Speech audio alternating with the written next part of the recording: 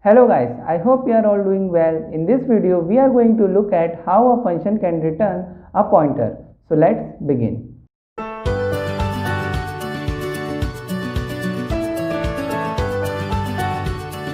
To achieve it, first of all, we have to tell the compiler that this function is going to return a pointer variable, or we can say the address.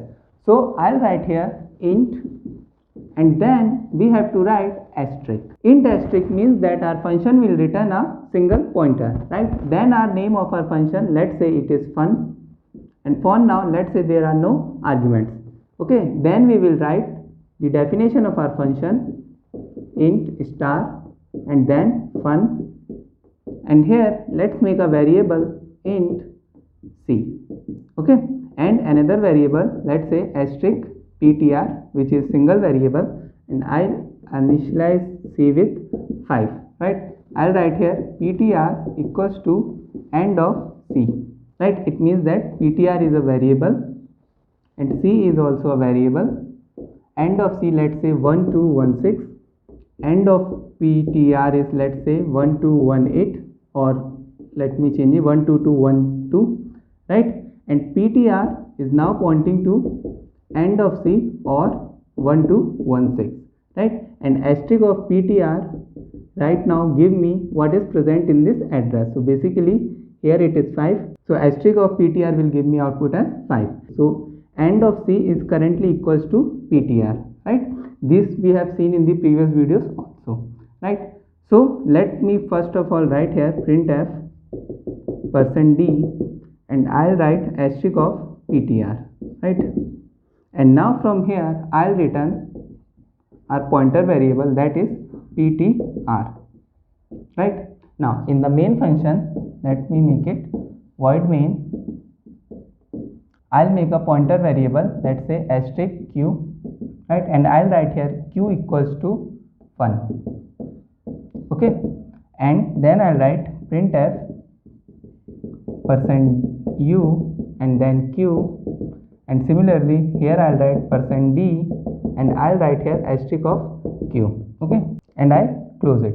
Now here I had made a pointer variable with the name q, so this will be end of q, which could be any address, then q, right? And then I am calling the fun. Okay, so this function will be called, c variable will be created with the content of 5, then a single pointer, and then ptr is pointing to end of c, then it will print asterisk of ptr, means it will give me output as 5, and then I am returning the ptr. Now ptr is holding the address of c variable, right? So it will return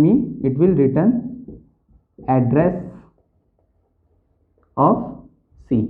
Okay, or I should write 1216. Note that this is not a value, this is treated as an address. Okay, so q, right now q will be point to the address, which will be 1216, right? Now here it is written printf %u q, so this will give me output as 1216, and then it is written printf %d asterisk of q, basically what is present in this address. So what is present? It is 5, so here it will give me output as 5, right? So this is how we return the pointer variable from a function. Basically here we return a address. Okay, even though we say always that we are returning a pointer variable, but actually we return some address. Now instead of creating extra pointer variable, I can also return directly the address of our variable, right?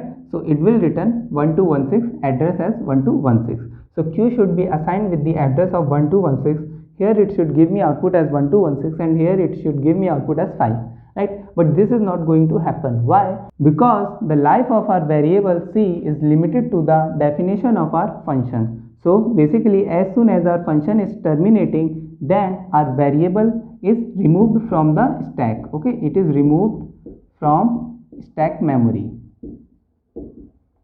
or we can say this variable and its data are no longer exist. Okay, so in place of this, what I can do, I can write here static. Now in static, what happens? The life of a variable is going to persist between different function calls. So when our function is ended here, still this variable is exist. Okay, so since that variable is still exist and we are returning a valid address, and it is now pointing to a valid particular address, So this will now give me output as 1216 and here it is 5. So keep in mind in that the reason for it is that the value of a static variable is persisted between different function call. Okay, now if you don't know about the static storage class or other storage class, then you can check out this video in which I had talked about the storage class in detail, right? So that's all for today, guys. I hope you like the video. If you have any doubt, please comment it down. Thanks for watching and I hope to see you in the next video.